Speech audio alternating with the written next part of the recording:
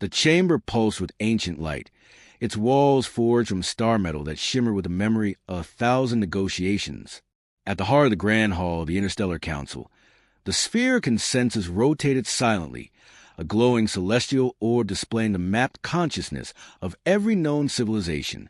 It had witnessed peace forged in blood and treaties broken with a whisper. Today, it would witness something far more consequential. Ambassador Kaelen Verrick of Earth entered the hall not as a diplomat, but as a symbol of finality. Clad in graphite black regalia lined with faint blue circuitry, he walked the central path alone, unguarded, unshaken. The council had convened for what was meant to be Earth's last hearing, a ceremonial dismissal, quietly managed and politically convenient. Instead, Kaelen carried something none expected, conviction and perhaps consequence. Dozens of species filled the great circle, some humanoid, others spectral or insectoid, each representing a slice of the galactic patchwork. Most did not speak as Kaelen approached. Some observed him with contempt, others with poorly veiled unease. All had heard rumors. Earth had interfered again, unilaterally, aggressively, against council edicts. They had saved the Alari people from planetary sterilization, ignoring protocol. No motion had passed authorizing intervention. Earth acted alone, and worse, they had succeeded. High Chancellor Ntor, a being composed of pulsing crystalline veins, presided at the apex of the circle. Ambassador Verrick, Ntor said, his voice echoing in chords rather than syllables, this session convenes under grave concern. Earth stands accused of breaching no less than 6 interstellar accords. Do you acknowledge the charges? Kaelen did not bow, did not defer. I acknowledge the truth, Chancellor, that we acted when the Council chose silence, that we saved 1 billion lives when your words fell short. A murmur swept the chamber, translated whispers of indignation and alarm. Kaelen's voice cut through it like a blade. You call them accords, but they have become excuses, tools of paralysis. You ask for compliance while systems die under your watch. Earth will no longer perform diplomacy as theater. Ntor leaned forward. So you declare yourself beyond our law? No, Kaelen said calmly.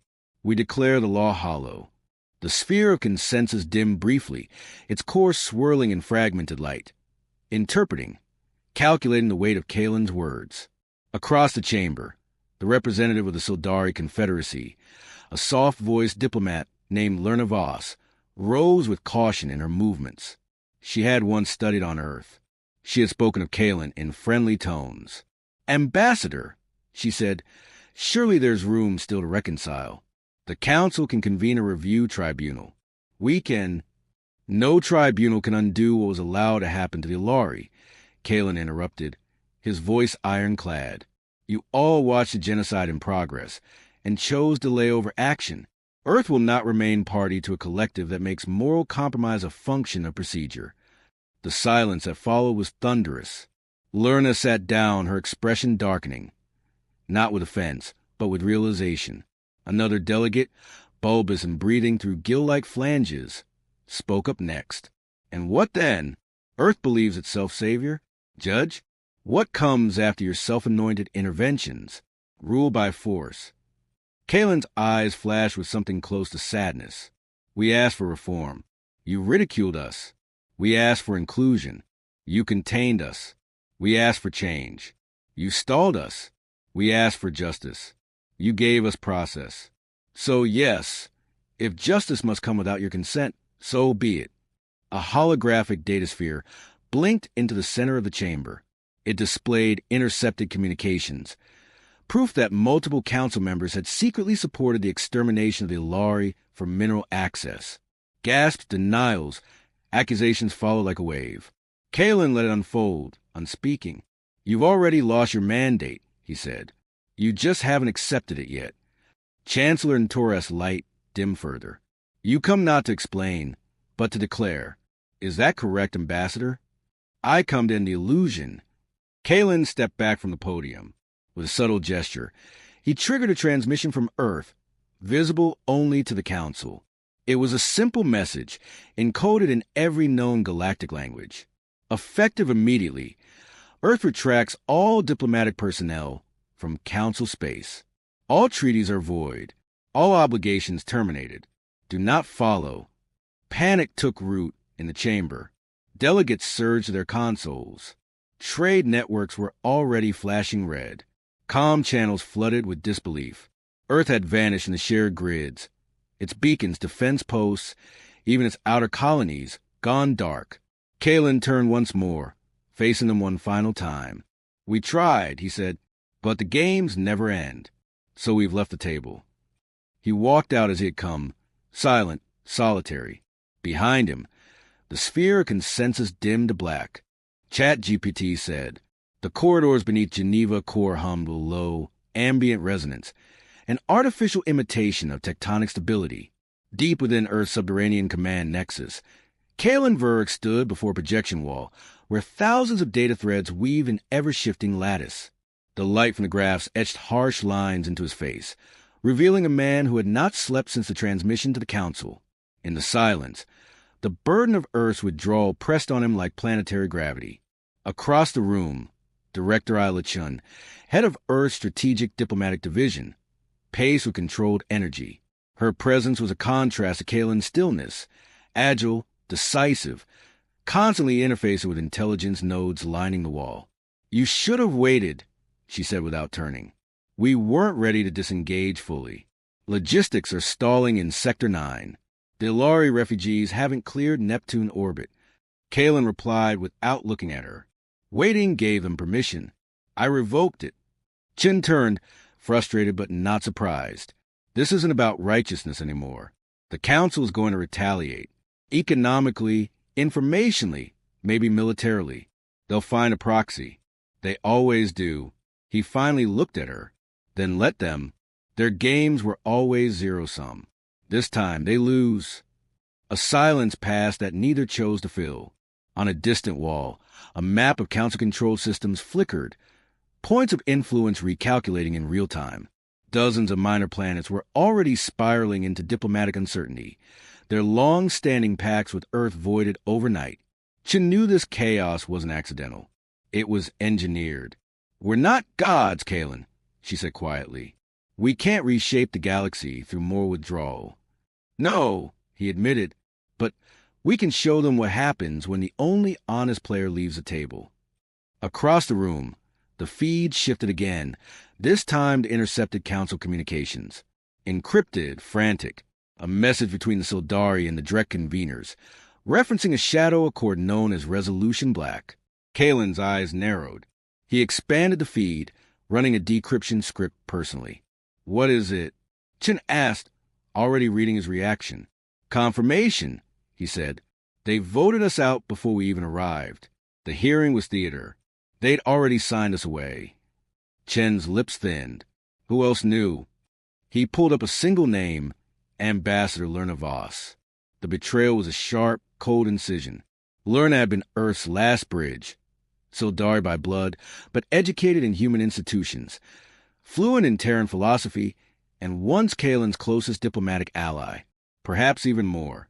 She advocated for peace, Chin said carefully, but she always played by their rules. "She played both sides," Kaelen corrected, "and now she's chosen hers."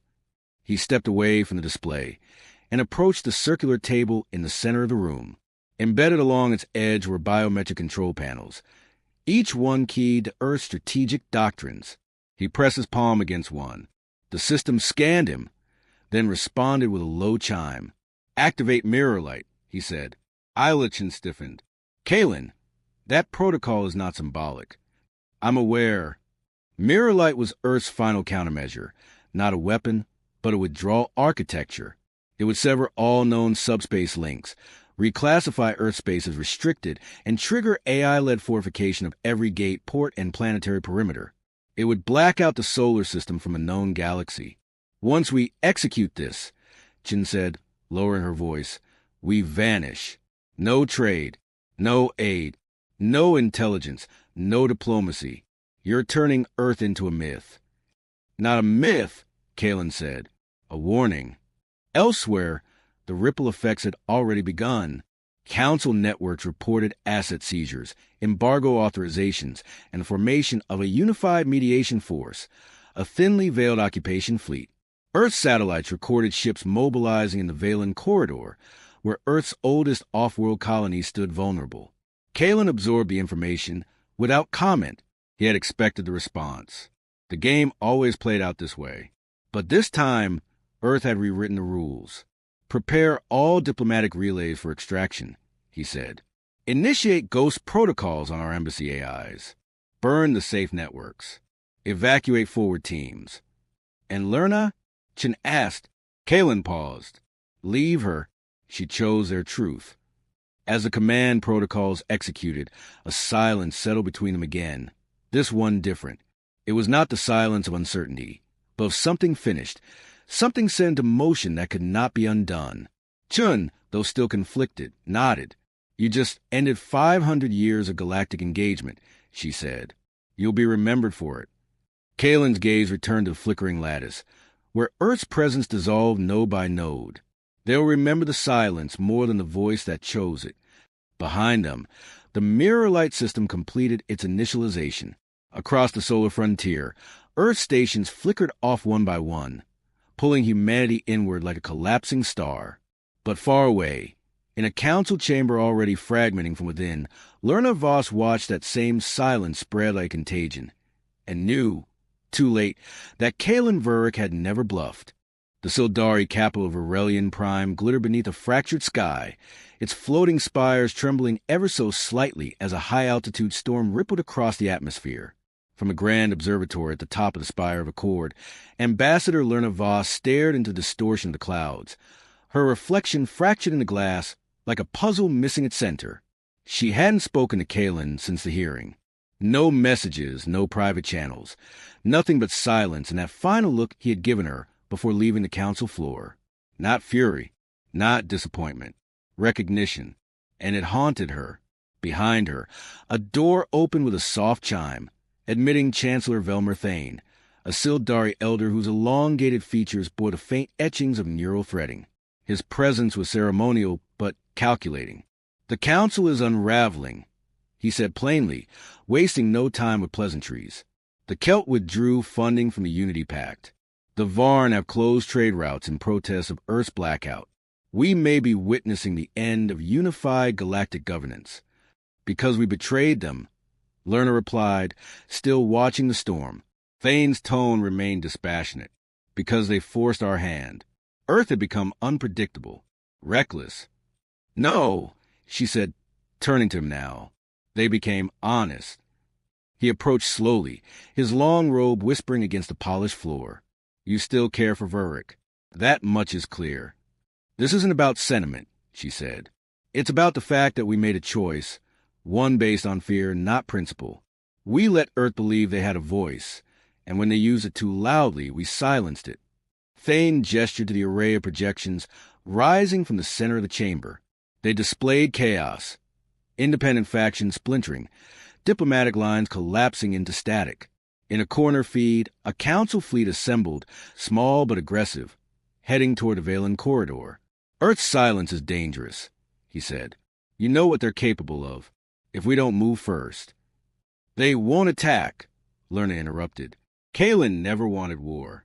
He wanted change. We left him no other avenue. Thane stepped closer, his voice dipping into something colder. You speak as if he's blameless, as if you weren't the deciding vote on Resolution Black. She didn't flinch. I cast that vote under false pretenses. I was told Earth was planning an offensive operation, that they were going to destabilize neutral colonies. And weren't they? She didn't answer. She couldn't, because the intel that swayed her decision, in retrospect, bore all the marks of fabrication. Planted by someone within the Drek intelligence sphere, perhaps, or worse, someone on her own team. She had trusted the process. It had betrayed her. I want access to the classified transcript from the pre-vote session, she said firmly. The one where the charges were finalized. Thane's expression hardened. That session is sealed. Unseal it, she said, or I go public. A long silence stretched between them. Then Thane spoke. Quieter now, almost respectful. Be very sure, Lerna. Earth has made their move. If you challenge the Council's integrity now, you don't just vindicate Verrick. You destroy us. I don't care who's vindicated, she said, but I won't be complicit in Allied Dress's order. Thane left without another word. The door hissed closed behind him, leaving Lerna alone with the storm and her decision. Hours later, in a sealed archive chamber known as the White Vault, she accessed a classified session log. It took biometric overrides, silent threats, and one favor owed to a former lover in the Sildari crypto security wing. When the feed loaded, her breath caught. Kaelen had never proposed an offensive. The session had been constructed around staged intel. Images of troop deployments that never happened, emergency broadcasts fabricated with Earth's own voice prints. It had been a forgery, sanctioned by at least 3 council members, and used to push Resolution Black through a rushed vote. She leaned back, eyes burning. They had engineered Earth's exit, not in response to aggression, but to prevent reform. Outside, the storm abated. The sky over Verelian Prime began to clear, and with it came a sense of something breaking loose inside her, a long-contained truth clawing its way to the surface. She sent the file to one destination, a dead relay code she knew Kaelen had once used in emergency backchannels. No greeting, no signature, just the data. He would understand. Somewhere beyond known space, in the silence Earth had chosen, Lerna Voss sent a confession into the void. Whether it reached him or not, she did not know. But as the stars above Verelian Prime emerged once more, she whispered his name to them, and felt, perhaps for the first time, what it meant to defect from a truth you had once helped build. The Valen corridor was no longer quiet. Once a remote passage lined with derelict trade stations and refueling pylons, it had become a crucible, an accidental front line between a vanished Earth sphere and the fraying edges of Council space. Now, debris drifted where negotiations had once taken place, and silence had become a weapon of its own. In the heart of that silence, aboard the stealth cruiser Eidolon, Kaelen Verrick stood alone in the command module, watching the Council fleet through the transparent ops dome. They had arrived in formation, 11 ships bearing the emblem of unity, bristling with just enough firepower to threaten, not destroy. It was a message. Earth had not responded. That was a message in return. A transmission pinged at the edge of the ship's defensive net, unauthorized, encrypted, carrying a biometric echo Kaelen hadn't heard in weeks. He hesitated only once before allowing it through. The holographic display unfolded like a wound, revealing a set of sealed Council files. His eyes scanned the data slowly, methodically, and then stopped. He exhaled once heavily. The deception was complete, and now so was the proof. Lerna's signature flared in the metadata, hidden not in guilt but in intent. It wasn't an apology. It was an act of rebellion, a fracture in the system she had once protected. Her message was no plea, no request for absolution. It was a torch thrown into dry grass. Behind him, Director Chun entered, drawn by the soft alarm of the file transfer. She read only the summary line before nodding. So they lied, buried Earth before we ever stood trial. They were never afraid of what we do, Kaelen said. They were afraid of what we'd expose. Chun studied him for a long moment. What now? Kalen's hands moved across the interface. With a gesture, he routed the documents into a burst transmission, set to deploy across 6 former Council networks, routed through abandoned Earth-com buoys still orbiting gas giants. The signal was untraceable, irreversible. We make the truth louder than their silence. Outside, the Council fleet began to stir.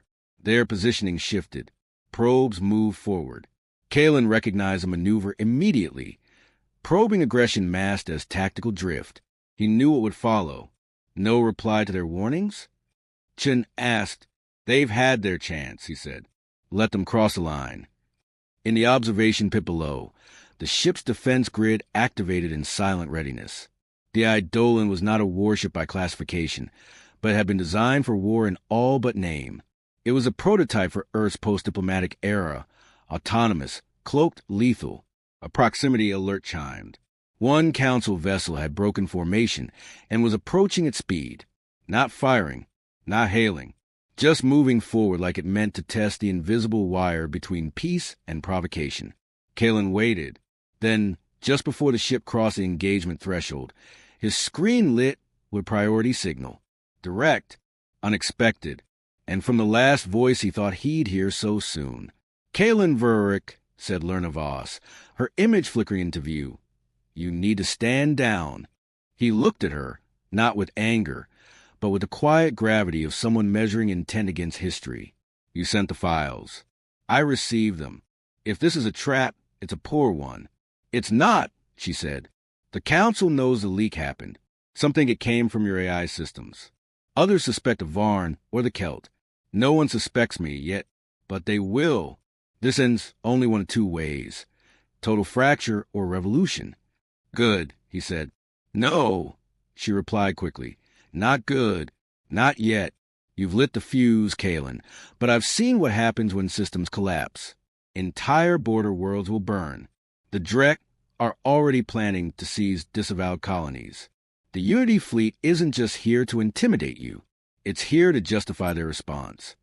Chin moved beside Kaelen. "So, what are you asking?" "That we surrender again." Lerna shook her head. "I'm asking for precision. We've opened the wound. Now we have to decide what to cut away and what to save." Kaelen considered that. Behind him, the corridor remained still, though tension hung like a coiled net over the standoff. He spoke with a deliberate calm. "What would you save?" Systems still listening. Allies without voice. The ones who saw through the lies but lacked the proof to fight back. Her eyes locked onto his.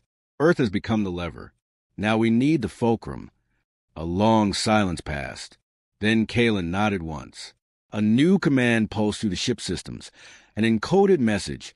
This time not one retreat, but invitation. Sent through the same burst network.